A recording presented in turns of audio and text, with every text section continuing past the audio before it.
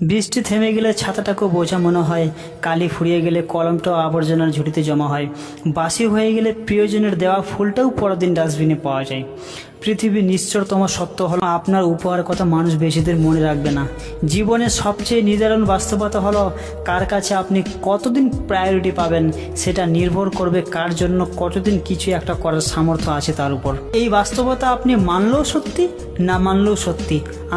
আজ সকালে যে পত্রিকার দাম 10 টাকা, একদিন পর সে একই পত্রিকার 1 কেজির দাম 10 টাকা। 1000 টাকা খরচ করে একাডেমিক লাইফে বছরের শুরুতে যে বইগুলো গুরুত্ব দিয়ে কিনেন, বছর শেষে সেই বইগুলোর কেজি মাপে বিক্রি করে দেন।